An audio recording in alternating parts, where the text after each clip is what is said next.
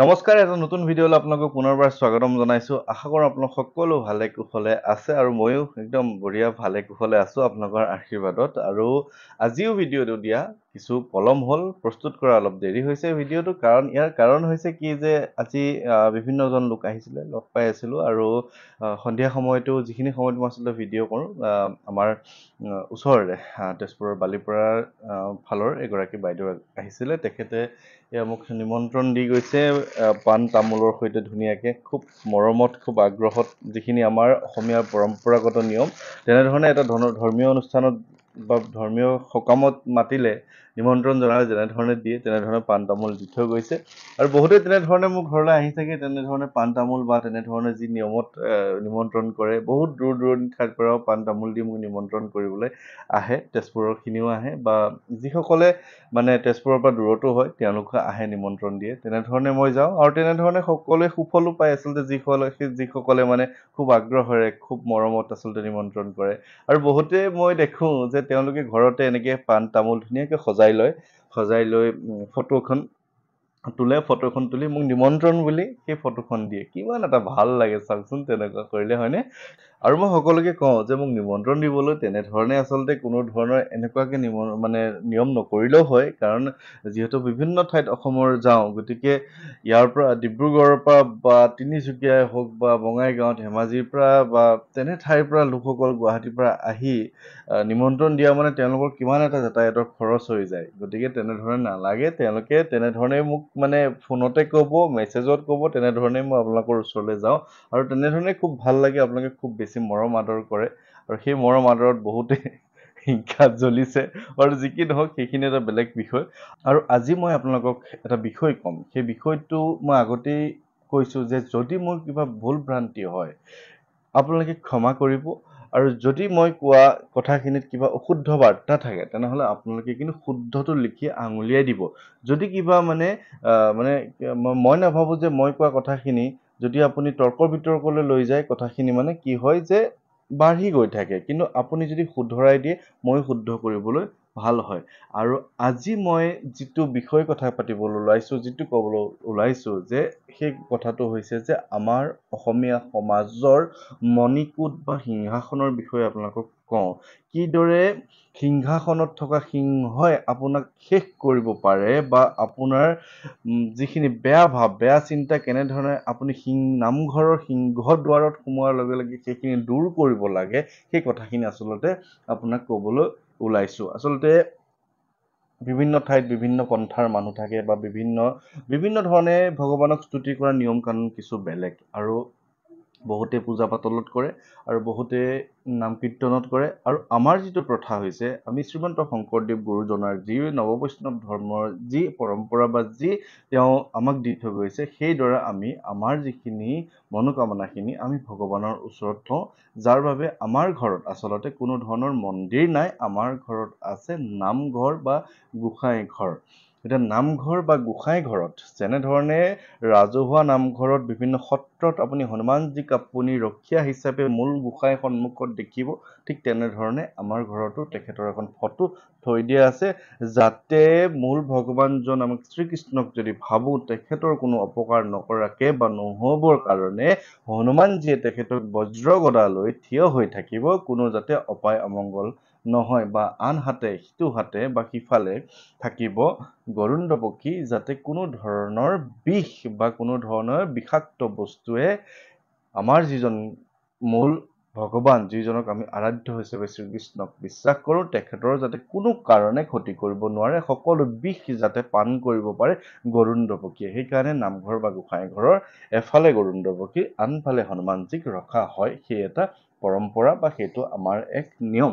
এতিয়া মই ক'বলৈ বিচাৰিছোঁ যে সিংহাসন আমাৰ অসমীয়া সংস্কৃতিত, আমাৰ আমি যিসকলে নাম কীৰ্তন বা আমি যিসকলে শ্ৰীমন্ত শংকৰদেৱৰ সেই নৱবৈষ্ণৱ ধৰ্মক আমি আগুৱাই বা আমি পালন কৰোঁ তেওঁলোকে যিখন মূল আসন মণিকূট সেই মূল আসন বিভিন্ন প্ৰকাৰৰ পোৱা যায় কিন্তু তাৰে মাজতে এখন আসনৰ নাম হৈছে সিংহাসন য'ত সিংহৰ আসন থকা হয় বা সিংহ তাত থকা হয় আপোনালোকক মই এই কথাটো বুজাই দিবলৈ ওলাইছো যে সিংহাসনত আচলতে কি থাকে যে সিংহাসনক আচলতে সপ্তম বৈকুণ্ঠ বুলিও কোৱা হয় কাৰণ একেবাৰে মাটিক প্ৰথম বুলি ধৰি 6টা সিংহ থাকে বা 6টা খলপ থাকে আৰু মাটিক ধৰি 7খলপীয়া তৰপ বা 7খলপীয়া সিংহাসন থাকে যাক সপ্তম বৈকুণ্ঠ বুলি আমি কওঁ বা আমাৰ যি ধৰণে মানে যিসকলে জ্যেষ্ঠসকলে তেনেধৰণে কয় এতিয়া এই সিংহ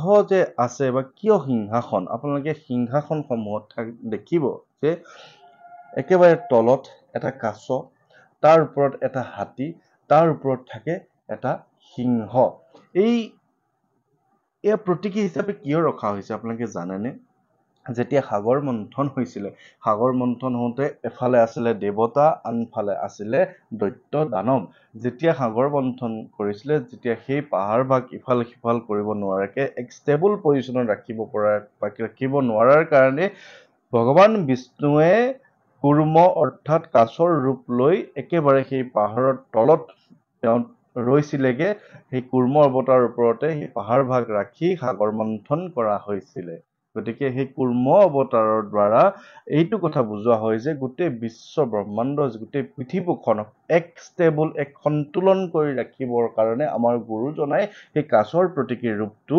সিংহাসনৰ একেবাৰে তলত ৰাখি থৈছে তাৰ পিছত আহিল এভাগ হাতী যিভাগ হাতীক আচলতে স্বৰূপ হিচাপে ৰূপ হিচাপে পাপৰ প্ৰতীকী ৰূপ হিচাপে ৰখা হয় বা পৃথিৱীত যিমানবোৰ পাপ কৰ্ম আছে যিমানবোৰ পাপ আছে সেই পাপসমূহক আচলতে হাতীটোৰ প্ৰতীক ৰূপে ৰখা হৈছে যিটো হাতীয়ে আচলতে যিমান প্ৰকাণ্ড হলেও সিংহৰ গৰ্জন শুনি গোটেই হাবি বন এৰি পলাই পত্তং দিয়ে এতিয়া কথা হল সিংহ ভাগ যে ওপৰত আছে সেই সিংহ ভাগ হৈছে কিন্তু বন সিংহ নহয় যি আমি সিংহ আচলতে কল্পনা কৰোঁ যি ভাগ আমি সিংহ আমি দেখো সেই সিংহ নহয় এই ভাগ হৈছে নাম সিংহক হাতীৰ ওপৰত ৰখা হৈছে কাৰণ যিমানবোৰ পাপ আছে যিমানবোৰ পাপক কৰ্ম আছে যিমানবোৰ বেয়া কাম আছে সেই বেয়া কামক বেয়া বস্তুক যাতে সেই সিংহই দবাই ৰাখিব পাৰে সেইকাৰণে হাতীটোৰ ওপৰত সিংহক তেনেধৰণে ৰখা হৈছে তাৰ মানে আমাৰ গুৰুজনে এইটো শিক্ষা দি গৈছে যে এই সিংহ ভাগে গোটেই পাপ কৰ্ম বা গোটেই কথাখিনিক ঢাকি ৰাখিব পাৰিব বা গোটেইখিনিক নষ্ট ধ্বংস শেষ কৰিব পাৰিব এনেকুৱা ধৰণৰ বিভিন্ন কথা যিখিনি কথা আচলতে প্ৰতীকী ৰূপত ৰাখিছে যদিও আমি আমাৰ সমাজত বিভিন্ন ভাল কৰ্মৰ দ্বাৰা আমি আচলতে নিজক পৰিচয় সেই গুৰুজনাই আমাক দি থৈ গৈছে আৰু সেয়াই হৈছে আমাৰ গুৰুজনাৰ আমাৰ প্ৰতি থকা যিখিনি তেওঁ অসমবাসীৰ প্ৰতি যিখিনি শ্ৰদ্ধা ভক্তি মৰম আছে নে সেইখিনি তেওঁ দি থৈ গৈছে এতিয়া কথা হল যে এই যে নাম সিংহভাগ এই নাম সিংহভাগ আপোনালোকে নিশ্চয় দেখিছে যে আমাৰ অসমত এভাগ খুব ডাঙৰ ভাওনা হয় সেই ভাওনা ভাগৰ নাম হৈছে নৃসিংহ যাত্ৰা আৰু এই নৃসিংহ যাত্ৰা আজিকালি বিভিন্ন ঠাইত নৃসিংহ মুৰাৰী নামেও নামকৰণ কৰিছে আৰু যিভাগ মানে আচলতে গুৰুজনাৰ নৃসিংহ যাত্ৰা আছিল আৰু এই নৃসিংহ যাত্ৰাত যি নৰসিংহ ৰূপ লৈছিলে সেই নৰসিংহ ৰূপক আচলতে গুৰুজনাই নামসিংহ আকাৰে মানে তাত লিপিবদ্ধ কৰি থোৱা বুলি মই মাজুলীত আচলতে এইবাৰ যাওঁতে গম পাই আহিছো সেইকাৰণে যে নৃসিংহ যাত্ৰা যিখন ভাওনা কৰা হয় সেই ভাওনাখনত যিভাগ সিংহই আচলতে হিৰণ্যকশিপুৰক যে বধ কৰে সেই সিংহভাগ তেনেধৰণে নাম সিংহক প্ৰতিষ্ঠা বা নাম সিংহ দেখুওৱা হয় কিন্তু নামঘৰৰ সন্মুখ ভাগত আপোনালোকে চাব পাৰে যে বিভিন্ন নামঘৰত বা মন্দিৰ কিছুমানতো আছে দুইফালে দুটা বৃহৎ আকাৰৰ সিংহ ৰাখি থোৱা হয় যাক সিংহ দুৱাৰ বুলিও কোৱা হয় সিংহ দুৱাৰত যেতিয়া আপুনি প্ৰৱেশ কৰিব আপুনি যেতিয়া নামঘৰত প্ৰৱেশ কৰিব তেতিয়া যেতিয়া দুইফালে দুটা সিংহ দেখা পাব তাৰ লগে লগে আপোনাৰ মনত থকা যিকোনো বেয়া ভাৱ যিকোনো বেয়া চিন্তা সেইখিনিতে আপোনাৰ নাইকিয়া হ'ব লাগিব আপুনি নিশ্চয় গম পায় যে আপুনি নামঘৰ এভাগত সোমালে যেতিয়া সিংহ দুটা দেখা পায় গাৰ নোম কেনেকুৱা হৈ যায় বা আপোনাৰ কেনেকুৱা এক ভক্তিভাৱ সোমাই আহে আৰু সেই সিংহভাগে যেতিয়া আপোনাক কোনো কাৰণে খেদিব যদি আপোনাৰ মনত বেয়া ভাৱ আছে, কোনো কাৰণে যদি আপুনি ভক্তি যিয়ে ধৰ্ম হওক বা আপুনি যি পন্থাতে নাথাকক কিয়, এই সিংহ দ্বাৰত যদি আপুনি বেয়া কলুষিত মন লৈ আপুনি সোমাল, কিবা কাৰণে যদি সেই মণিকূট ভাৱক ইটিকিং কৰিলে, কিবা কাৰণে যদি সেই সিংহাসনখনক আপুনি ইটিকিং কৰিলে, আপুনি গোটেই জীৱনটো দৌৰিব লাগিব। সেই যে সিংহ আছে, সিংহ দ্বাৰৰ দুইভাগ সিংহই আপোনাক খেদিব, আৰু আপুনি যেতিয়ালৈকে সেইখিনি তপ্ত কৰিব নোৱাৰে, অনুভৱ কৰিব নোৱাৰে, তেতিয়ালৈকে আপোনাক সেই সিংহভাগে আপোনাক খেদি থাকিব।